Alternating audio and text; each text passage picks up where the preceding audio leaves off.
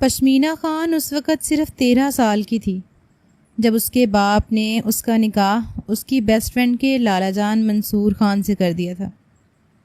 اس کے باپ نے منصور خان سے قرضہ لیا تھا جو وہ ادا نہیں کر پایا، اور بدلے میں بیٹی کو باپ کا قرض اتارنے کے لیے اس کو خان کی شدتیں سہنا تھیں۔ زبردستی نکاح ہو گیا اور پشمینہ نے شادی کی رات غصے سے کمرے میں لگے پھولوں کی توڑ پھوڑ شروع کر دی۔ جب منصور خان کمرے میں آیا تو چلا کر بولا، یہ کیا کیا تم نے؟ اتنا غصہ ہے تمہارے اندر؟ تم 6 سال کی تھی جب سے میں تجھے پانے کے لیے تڑپ رہا تھا، اور آج تم میرے بستر پر ہو۔ ہم خان ہیں، جو کہتے ہیں قبر تک اس بات پر پورا اترتے ہیں۔ یہ کہتے ہی اس نے پشمینہ کو کھینچ کر بیڈ پر، کیا آپ کو خدا کا خوف نہیں آتا؟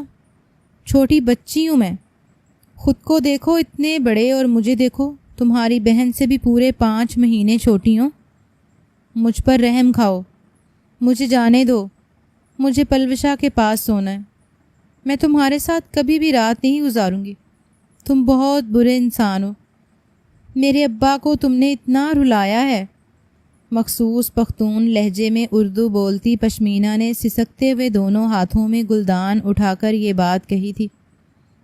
سینے پر دونوں بازو باندھے کھڑا منصور خان اس کے بچپنے پر اندر ہی اندر جی کھول کر ہنسا تھا، مگر چہرے پر انتہائی سنجیدگی سجائے اس 5 فٹ اور 2 انچ کی لڑکی کو دیکھنے لگا جو معصومیت سے اس وقت ڈریسنگ ٹیبل پر چڑھ کر کھڑی تھی، 2 گلدان ہاتھ میں اٹھائے ہوئے تھے، بالکل دلہن کی طرح تیار تھی۔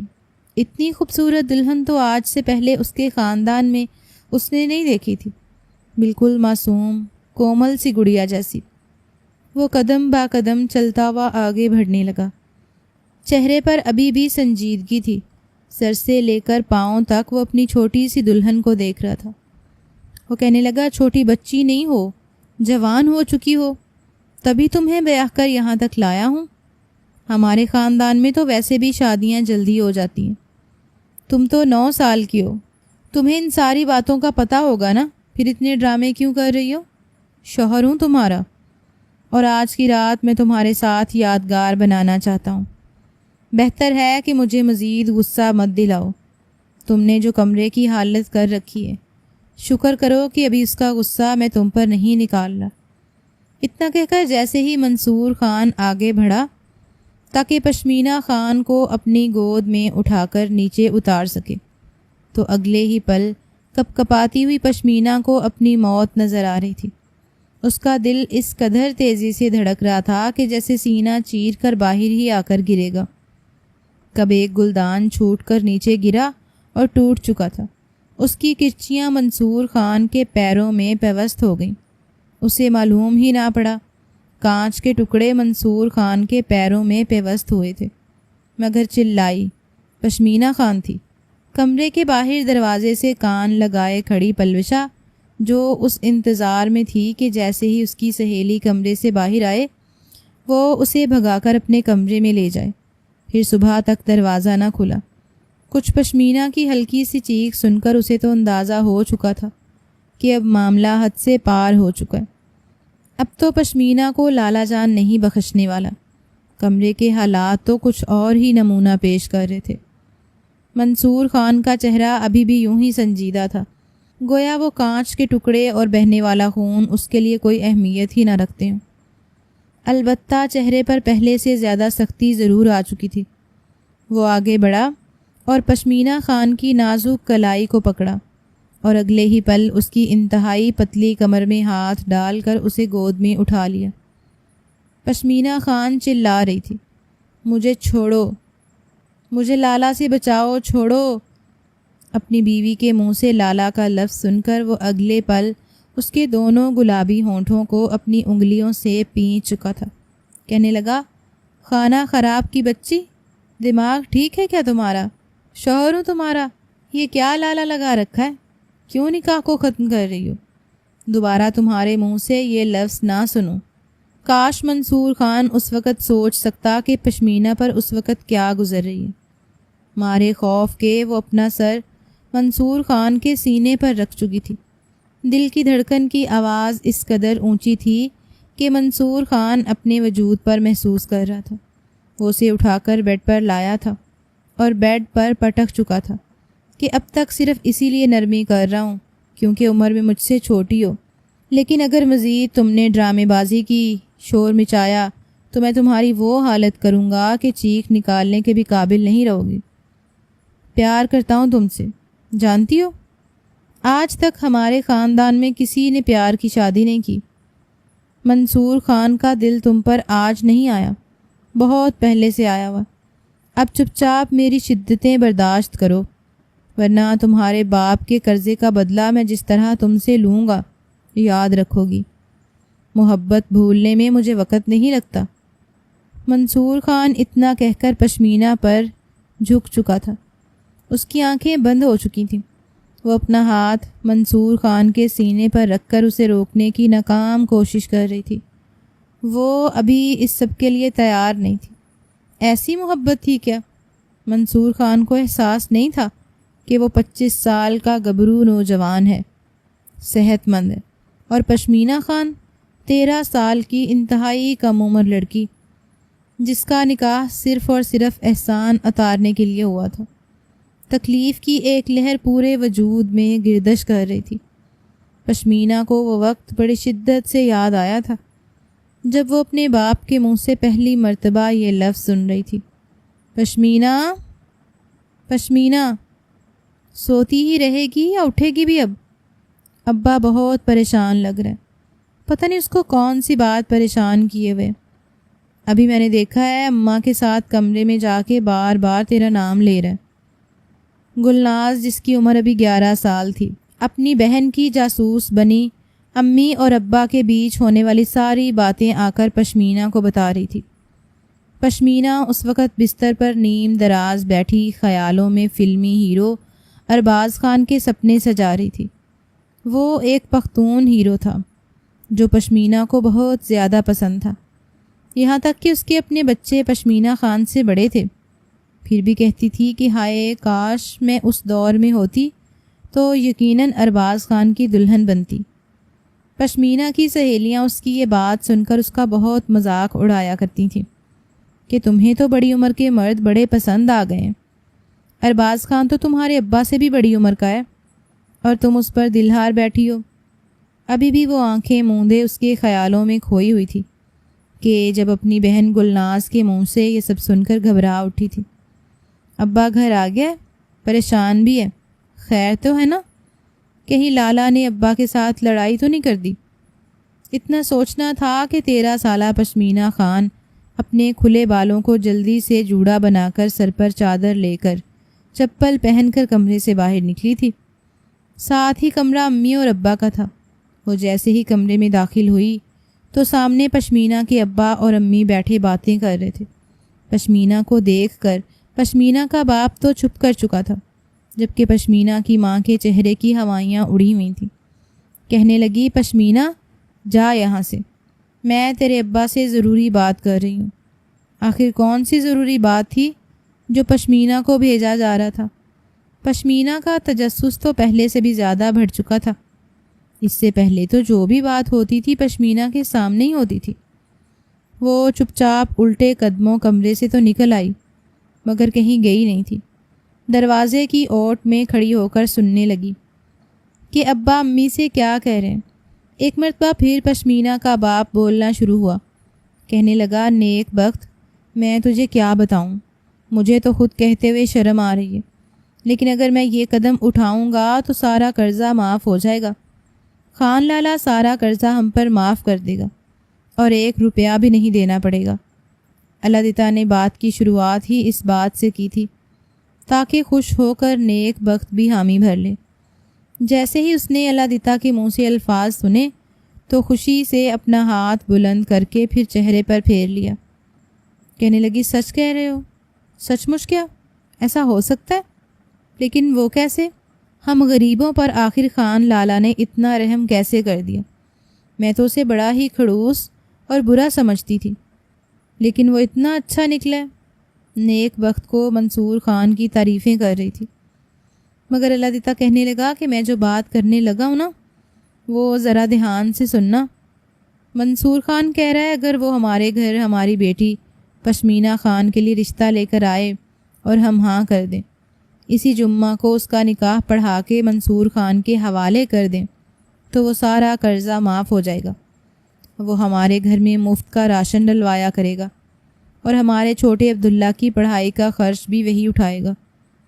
ایک ہی سانس میں یہ بات اللہ دتا نے لالچ میں تو کر دی تھی۔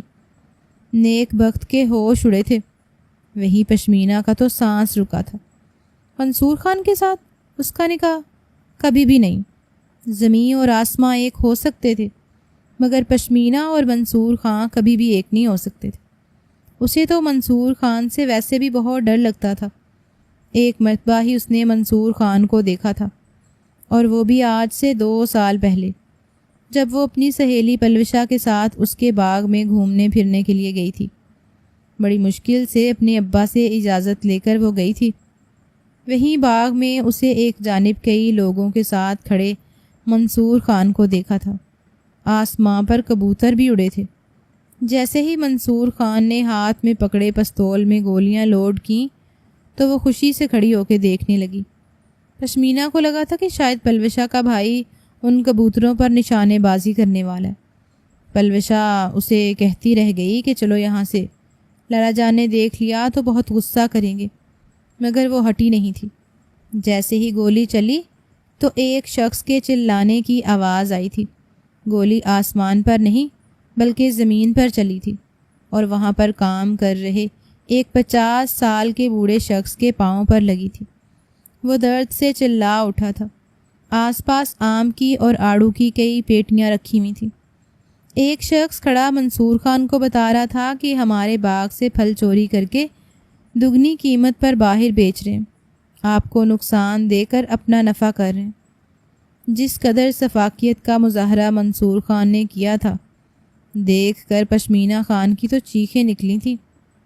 وہ اتنے زور سے چلائی تھی اور چلا کر شور مچاتی بھاگ گئی تھی کہ منصور خان کا دھیان سارا اس کی طرف ہوا تھا۔ وہ چلا کر کہہ رہا تھا کہ رکو لڑکی، رکو، میری بات سنو، ٹھہر جاؤ ورنہ گولی چلا دوں گا۔ لیکن پشمینہ رکی نہیں تھی۔ چیختی چلاتی اس نے اپنے گھر جا کر ہی سانس لیا تھا۔ اس کے بعد سے آج کے دن تک دوبارہ اس نے منصور خان کو دیکھا نہیں تھا۔ 3 دن تک تو وہ بخار میں مبتلا رہی تھی۔ جب پہلی بار اس کی ملاقات منصور خان سے ہوئی تھی، وہ منصور خان کی آخری ملاقات سمجھ رہی تھی، مگر اس کا باپ تو اس معصوم لڑکی کو خود سے بڑی عمر کے لڑکے سے نکاح کرنے کا کہہ رہا تھا۔ پشمینہ خان کو تو ایسا چکر آیا کہ وہیں پر گر گئی، رونے لگی۔ اس کے رونے کی آواز ایسی تھی کہ کمرے میں بیٹھے ماں باپ باہر نکل آئے۔ وہ روتے ہوئے کہہ رہی تھی مجھے خان لالا سے شادی نہیں کرنی، میرے ساتھ یہ مت کرو، مجھے پڑھنے کا شوق ہے، میں پڑھوں گی، مجھے پڑھائی کرنی ہے۔ ہم قرضہ اتار کر دیں گے نا خان لالا کا، ہم کسی جھونپڑی میں رہ لیں گے۔ بے شک ابا آپ یہ گھر بیچ کر خان لالا کا قرضہ ادا کر دو، اس گھر کو بنانے کے لیے ہم نے قرضہ لیا تھا نا، بے شک گھر بیچ دو، ہم جھونپڑی میں رہ لیں گے، لیکن مجھے منصور خان کے حوالے مت کرو۔ ماں نے جب بیٹی کو یوں خوف کے مارے روتے دیکھا تو سینے سے لگا لیا، کہنے لگی میرا بیٹا فکر مت کرو، میں ایسا ہونے نہیں دوں گی، تم تو میری اتنی اچھی بچی ہو، تمہارے ساتھ کچھ بھی غلط نہیں ہوگا، منصور خان کا تمہارا کوئی جوڑ نہیں۔ مگر اللہ دتا اپنی بات پر اٹل تھا، کہنے لگا میں منصور خان کو جواب دے چکا ہوں، اس نے خود میری بچی کے ساتھ نکاح کی خواہش ظاہر کی ہے، اور میں اب اسے انکار کر کے اس کی دشمنی مول نہیں لے سکتا۔ کیا ہے اسے، اس کی شادی تو کرنی ہی ہے۔ ویسے بھی ہماری برادری میں لڑکی بالغ ہوتی جائے تو فوراً اسے اپنے گھر کا کر دیا جاتا ہے۔ یہ بھی اب بالغ ہو چکی ہے۔ اپنے باپ کو آنکھیں سر پر رکھتے دیکھ کر تو پشمینہ خان اور بھی زیادہ روئی تھی۔ رو رو کر اس نے اپنی حالت بری کر لی۔ ایک ہی رٹ لگا رکھی تھی کہ وہ منصور خان سے شادی نہیں کرے گی، نہ جانے وہ اس کے ساتھ کیسے سلوک کرے گا، مگر باپ کے قرضے کی قیمت ادا کرنے کے لیے بیٹی کو یہ قربانی دینی ہی پڑی۔ جس پل باپ کے سامنے پشمینہ خان نے انکار کیا تھا کہ وہ منصور خان سے شادی نہیں کرے گی، تو اپنے پاؤں سے جوتا اتار کر سر پر بندی سفید پگڑی اللہ دتا نے نیچے رکھی تھی۔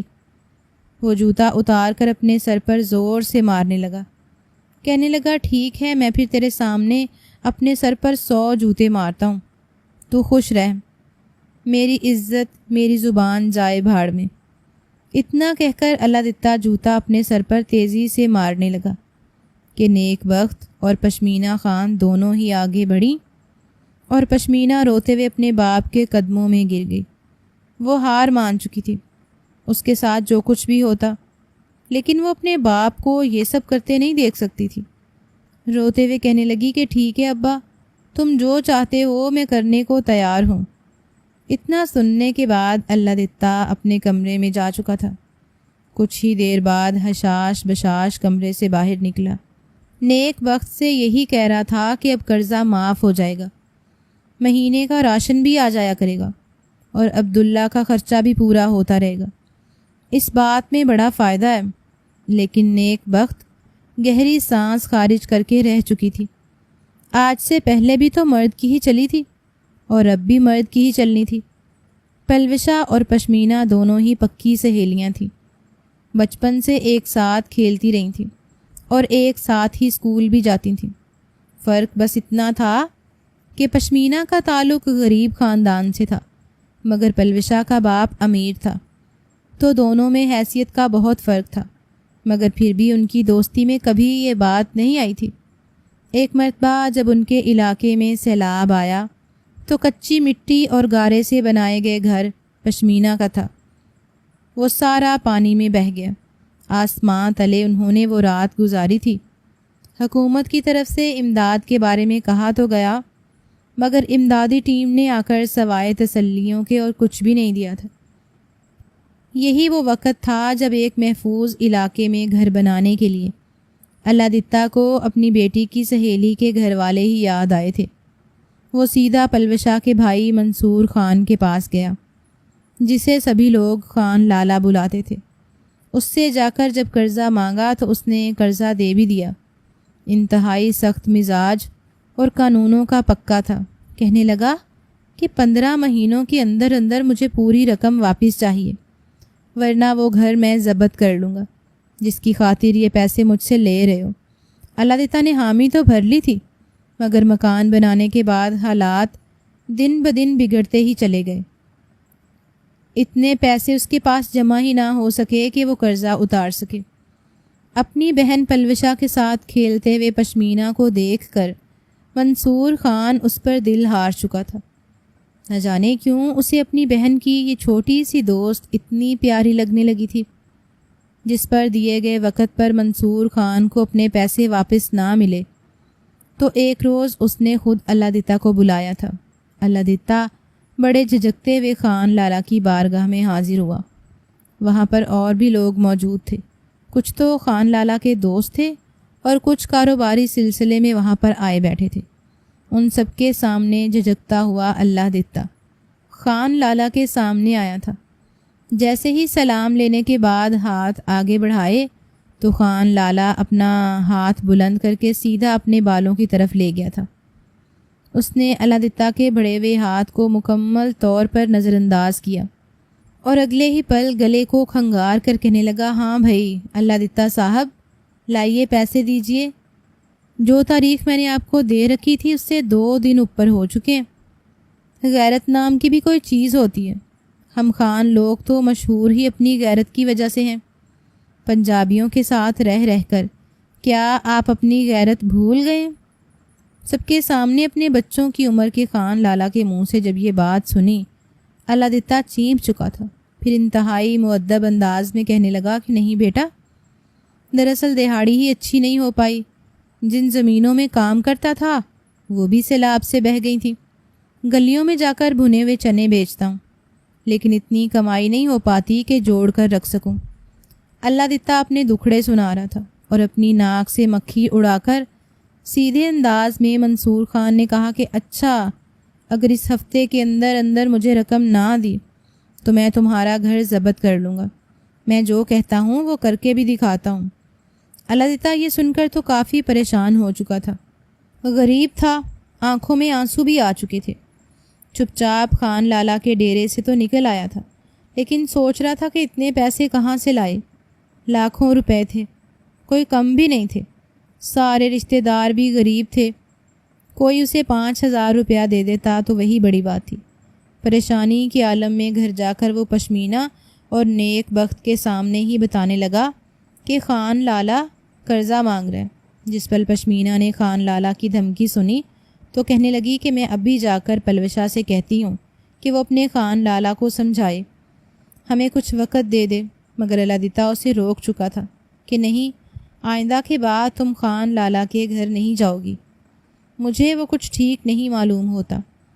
اللہدتا کو وہ ٹھیک معلوم نہیں ہوتا تھا، لیکن پھر بھی جب 1 ہفتے بعد منصور خان نے اسے بلایا اور یہ شرط رکھی کہ اپنی بیٹی کی شادی مجھ سے کروا دو، تو قرضے سے چھٹکارا حاصل کرنے کی خاطر اللہدتا نہ جانے دل پر کیسے پتھر رکھ کر مان چکا تھا۔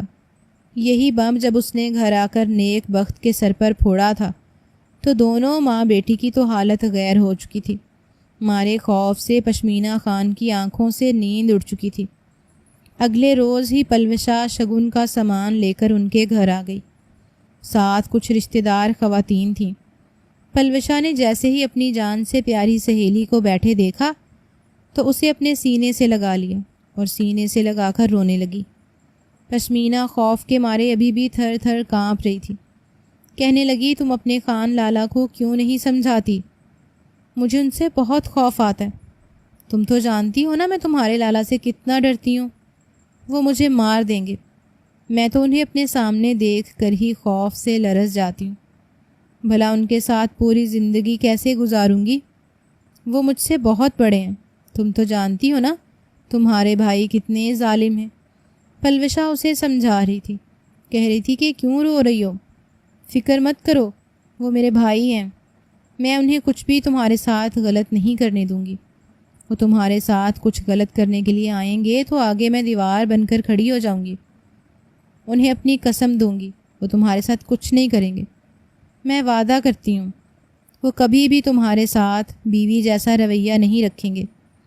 دونوں سہیلیاں یہ سب کچھ ایک دوسرے کو کہہ رہی تھیں، مگر پلوشا کو کہاں خبر تھی کہ منصور خان کے آگے تو اس کی بھی نہیں چلنے والی۔ رو رو کر اس نے پورا گھر سر پر اٹھا لیا تھا۔ کمرے میں رکھی ہر چیز کو اٹھا اٹھا کر فرش پر پھینکنے لگی۔ نیک بخت الگ پریشان تھی۔ بیٹی کو یوں شور مچاتا دیکھ کر یہ کہنے لگی کہ یہی تیرا نصیب، اسی پہ راضی ہو جا، تیرا باپ ہم میں سے کسی کی کوئی بات نہیں سنے گا، تو اسی کو قسمت سمجھ۔ ارے وہ منصور خان، سب لوگ اسے خان لالا کہہ کر بلاتے ہیں، بڑا امیر ہے، تجھے خوش رکھے گا، دیکھتی نہیں ہے کتنا بڑا گھر ہے اس کا، سب لوگ اتنی عزت کرتے ہیں۔ اس سے تیری شادی ہو جائے گی اور تم اس کے گھر چلی جائے گی تو تجھے کبھی بھوکا نہیں رہنا پڑے گا نہ وہاں پر چھت ٹپکے گی، بڑا پکا گھر ہے۔ وہ جو دیوار پہ لگی مشین ہوتی ہے نا جس سے ٹھنڈی ٹھنڈی ہوا آتی ہے، وہ بھی اس کے گھر میں لگی ہوئی ہے۔ یہ ساتھ والی بانو خان لالا کے گھر میں جھاڑو دینے جاتی تھی نا تو اس نے ہی بتایا، تو فکر مت کر، وہاں پر بہت خوش رہے گی، خان لالا تم پر ظلم نہیں کرے گا۔ لیکن پشمینہ خان کیسے سمجھتی، شور مچائے جا رہی تھی۔ جب اللہدتا گھر میں داخل ہوا، اپنی بیٹی کو شور مچائے دیکھ کر وہ غصے سے بولا تھا کہ پشمینہ، اگر اب تو نے کوئی بھی تماشا کیا مہمانوں کے سامنے، میری عزت پر ایک بھی حرف آیا تو مجھے اپنا باپ نہ کہنا، یہ سمجھوں گا کہ تیری ماں نے میری اولاد ہی نہیں پیدا کی۔ اس سے بڑھ کر گالی اور کوئی تھی ہی نہیں پشمینہ کے لیے۔ باپ کے کہنے پر وہ یہاں پر بھی ضبط کر چکی تھی۔ کچھ ہی دیر بعد وہ دلہن کے روپ میں وہاں پر تیار بیٹھی تھی۔ اس بات میں کوئی شک نہیں تھا کہ وہ بے حد حسین لگ رہی تھی، مگر تھی تو بچی۔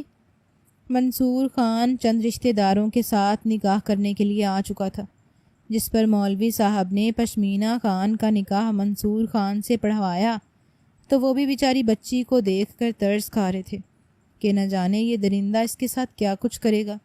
کپ کپاتی ہوئی آواز میں ہی پشمینہ نے نکاح قبول کیا تھا۔ رخصتی کا وقت آیا تو اللہ دتہ اپنی بیٹی سے ملنے کے لیے آگے بڑھا۔ اس کی بیٹی اس پر اتنا بڑا احسان کر کے جا رہی تھی، مگر پشمینہ نے اپنے باپ سے گلے ملنا بھی گوارا نہیں کیا تھا۔ کہنے لگی، ابا میں تو تمہارے احسان کی قیمت چکانے جا رہی ہوں، نہ جانے مجھے کیا کیا سہنا پڑے گا۔ دعا کرنا مر جاؤں پر دوبارہ کبھی تمہاری شکل نہ دیکھوں۔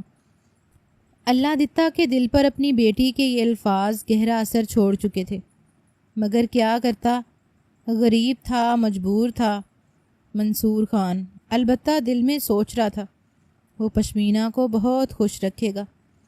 اس بات میں اسے ذرا بھی جھجک نہیں محسوس ہوئی تھی کہ پورے گاؤں میں یہ بات جنگل کی آگ کی طرح پھیل چکی تھی۔ 25 سالہ منصور خان نے 13 سالہ اللہ دتہ کی بیٹی سے شادی کر لی۔ سارے راستے اور پھر گھر میں بھی پشمینہ پلوشہ کے ساتھ ہی رہی تھی۔ جس پل گھر میں داخل ہوئی تو خود ہی پلوشہ کا ہاتھ پکڑ کر اس کے کمرے کی طرف جانے لگی، لیکن منصور خان کی آواز گونجی تھی، پشمینہ میرا کمرہ ادھر ہے، تمہیں وہاں جانا چاہیے۔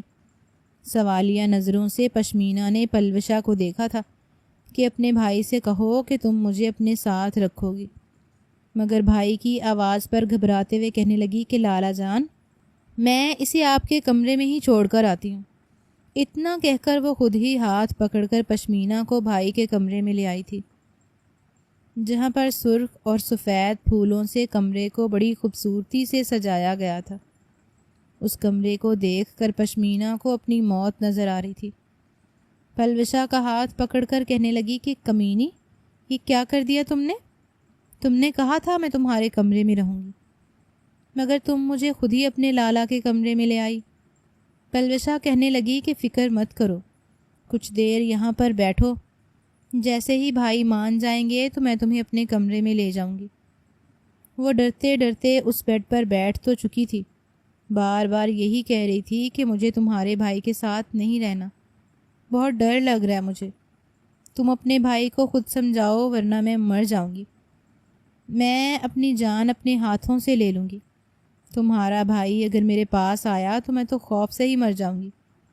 پلوشہ خود بھی اپنے بھائی سے بہت ڈرتی تھی۔ یہ بات الگ تھی کہ منصور خان نے اپنی بہن کو بالکل اولاد کی طرح پالا تھا، لیکن منصور خان کو غصہ آتا تھا تو کسی کو بھی نہیں بخشتا تھا۔ ابھی دونوں کو ایک کمرے میں بیٹھے ہوئے کچھ دیر ہوئی تھی کہ جب کسی رشتہ دار خاتون نے پلوشہ کو آواز دی۔ وہ اپنا ہاتھ چھڑواتی کمرے سے باہر آ چکی تھی اور اس کے بعد 2 گھنٹے گزر چکے تھے۔ دوبارہ کمرے میں نہ پلوشہ آئی تھی اور نہ ہی کوئی اور۔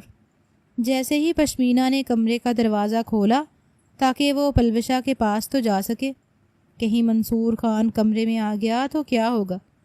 ابھی وہ دروازے کی طرف بڑھی تھی کہ سامنے منصور خان دکھائی دیا۔ وہ کمرے کی جانب بڑھ رہا تھا، کافی خوش دکھائی دے رہا تھا۔ یوں کمرہ کھول کر جھانکتی ہوئی پشمینہ کو دیکھ کر بے ساختہ مسکرایا، کہنے لگا لگتا ہے میری دلہن کو مجھ سے بھی زیادہ بے قراری ہے، جھانک جھانک کر اپنے دلہے کا انتظار کر رہی ہے۔ پشمینہ کے پورے وجود میں چونٹیاں رینگنا شروع ہو چکی تھیں۔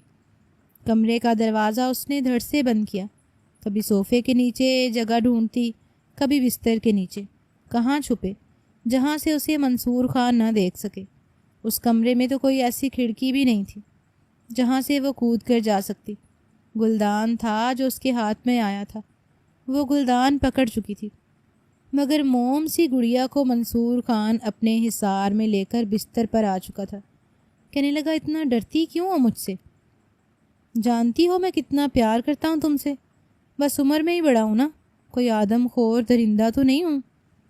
خوف کے مارے پشمینہ خان جو اسے اپنے اتنا قریب دیکھ کر اپنی آنکھوں پر ہاتھ رکھے ہوئے تھی، گھبراتے ہوئے اس نے اپنی آنکھوں سے تھوڑا سا ہاتھ ہٹایا اور پھر منمنا کر کہنے لگی آپ تو غصے میں آ کر لوگوں کو بھی مار دیتے ہو، مجھے بھی مار دو گے۔ اسے یوں خود سے خوف زدہ ہوتا دیکھ کر منصور خان کہنے لگا کہ وہ تو جب مجھے کوئی غصہ دلائے، میری بات نہ مانے، مجھے دھوکہ دیتا ہے، میں غصے میں اسے مارتا ہوں۔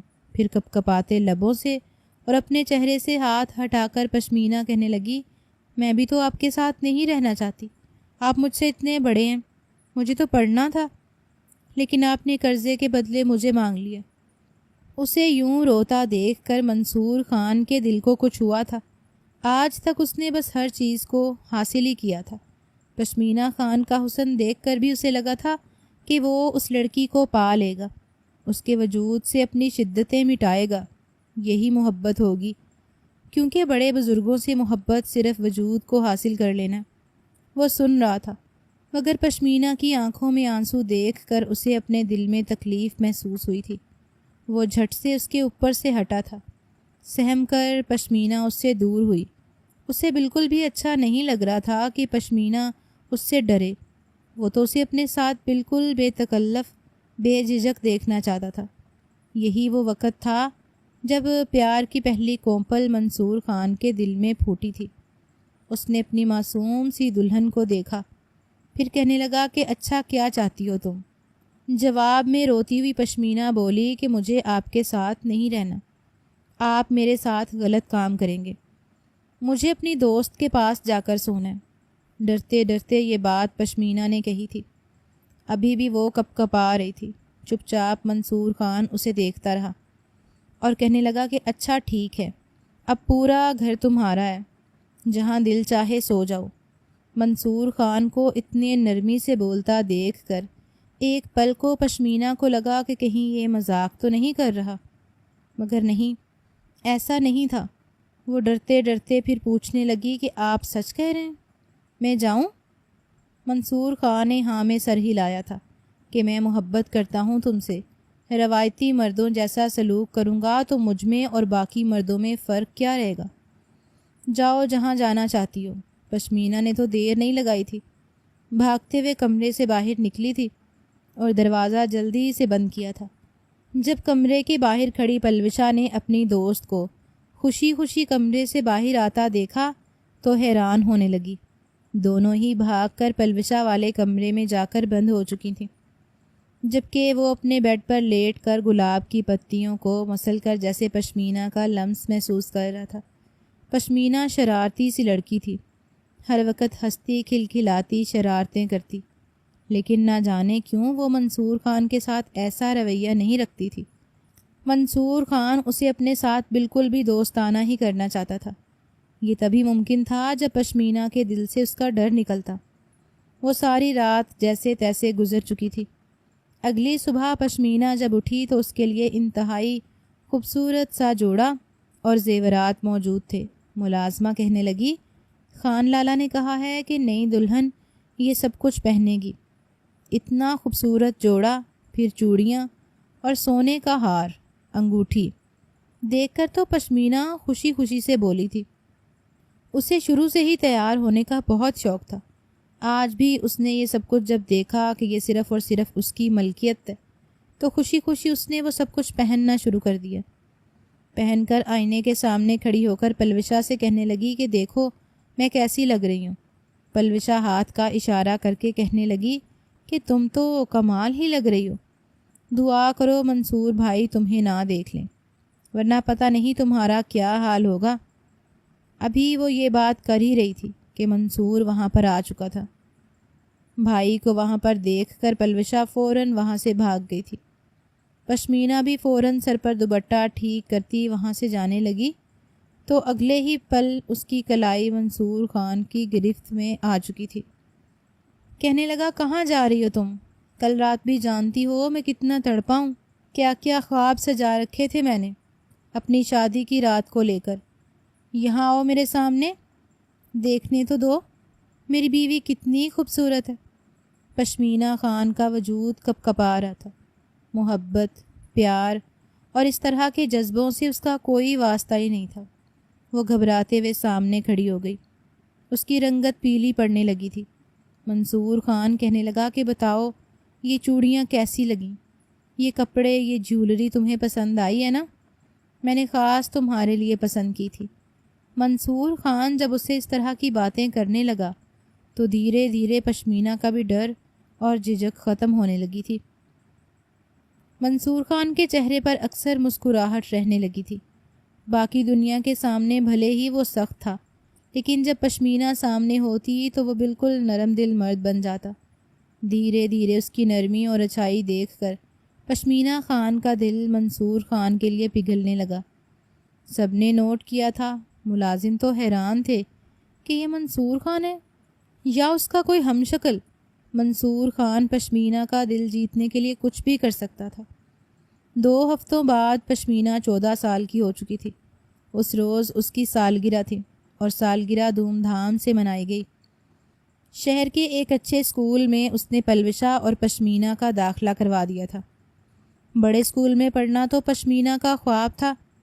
جب منصور خان نے اسے یہ خوشخبری سنائی تو دونوں سہیلیاں اتنی خوش ہوئیں کہ خوشی سے روتے ہوئے ایک دوسرے کے گلے لگ گئیں۔ پلوشہ تو بھاگ کر اپنے بھائی کے گلے لگی تھی۔ پشمینہ بھی آگے بڑھی تھی، لیکن جیسے اسے احساس ہوا تو فوراً ہی رک گئی اور شرما کر سر جھکا دیا۔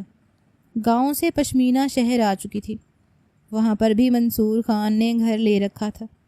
جب تک پشمینہ اور پلوشہ کی پڑھائی نامکمل ہو گئی، اس نے اپنے رشتے کو پشمینہ کے ساتھ آگے نہیں بڑھایا تھا۔ البتہ اس دوران منصور کے لیے پشمینہ کے دل میں جگہ ضرور بن چکی تھی۔ دھیرے دھیرے ایک عزت اور مقام جو کہ ایک بیوی کے دل میں شوہر کے لیے ہونا چاہیے، وہ پشمینہ کے دل میں آنے لگا تھا۔ پڑھائی کے ساتھ ساتھ وہ منصور کا یہ کام بھی کرنے لگی۔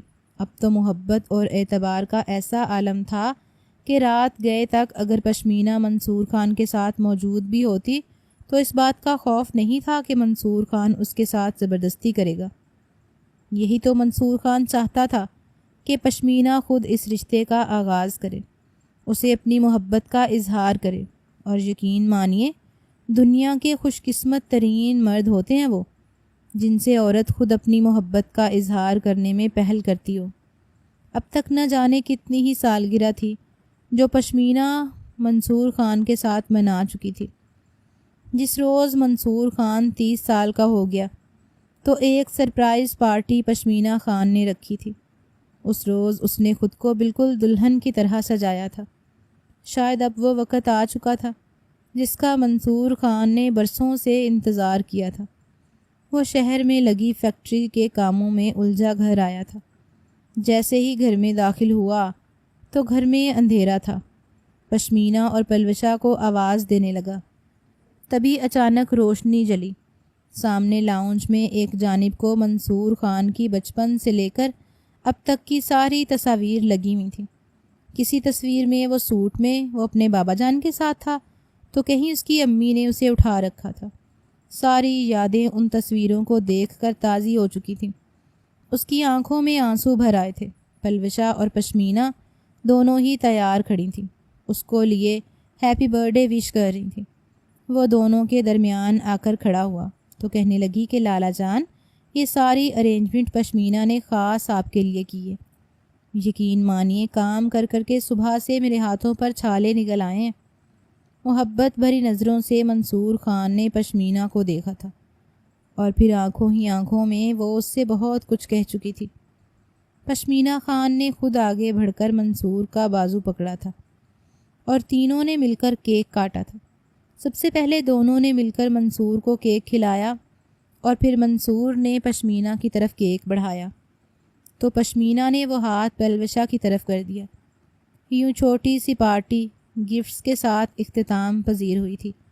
پلوشہ وہاں سے گئی تو گہری نظروں سے منصور خان اسے دیکھ کر کہنے لگا کہ اس ساری ارینجمنٹ کا بہت بہت شکریہ، مگر آنکھوں میں محبت کے کئی دیپ لائے کہنے لگی ابھی آپ کے لیے گفٹ باقی ہے۔ منصور خان کی آنکھیں پھیلی تھیں کہ اچھا وہ کیا؟ تو قریب آ کر لبوں کے قریب لب لا کر کہنے لگی مسٹر منصور خان، وہ تو میں آپ کو کمرے میں جا کر ہی دوں گی۔ اتنا کہہ کر وہ فوراً پیچھے ہو چکی تھی۔ منصور خان تو کب سے اپنی پسندیدہ بیوی کے لیے تڑپ رہا تھا۔ کھانا وغیرہ کھانے کے بعد جیسے ہی وہ کمرے میں گیا تو کمرہ بالکل سہاگرات کے کمرے کے جیسا سجا ہوا تھا۔ ہلکی ہلکی کینڈلز کی روشنی، گلابوں کی خوشبو اور اس میں دلہن کی طرح سجی پشمینہ۔ اگلے ہی پل آگے بڑھ کر اس نے اپنا بازو منصور خان کی باہوں میں ڈالا تھا۔ وہ اس قدر قریب تھی کہ منصور خان اس کی مہکی مہکی سانسوں کو اپنے چہرے پر گرتا ہوا محسوس کر رہا تھا۔ اس سے پہلے کہ پشمینہ منصور خان کو اپنے اندر ایڈجسٹ کر لیتی، منصور خان اپنا چہرہ اس کے چہرے کے قریب کر چکا تھا۔ آنکھوں میں سرشاری لیے کہنے لگا کہ تم نہیں جانتی پشمینہ، میں نے اس وقت کا کس قدر انتظار کیے، مگر شاید وقت کے ساتھ ساتھ میری محبت پہلے سے بھی زیادہ بڑھ چکی ہے۔ میں نے کبھی نہیں سوچا تھا کہ میں تم سے اس قدر شدید محبت بھی کر سکتا ہوں۔ یقین مانو میں محبت کے سمندر پر پہنچ چکا ہوں، جہاں ہر وقت تم میرے سامنے بھی رہو تو میں تم سے راضی نہیں ہو پاؤں گا۔ اس بات کا احساس پشمینہ کو بھی تھا کہ اس نے اپنے شوہر کو کس قدر تڑپایا ہے۔ دونوں کتنی ہی دیر محبت بھری باتیں کرتے رہے۔ ساری بری عادات منصور خان چھوڑ چکا تھا، صرف اور صرف پشمینہ کی خاطر۔ آج کی یہ رات ان کی یادگار رات ہونے والی تھی۔ پوری رات محبت کے دیپ جلتے رہے اور پشمینہ خان اپنا آپ منصور خان پر وارتی رہی۔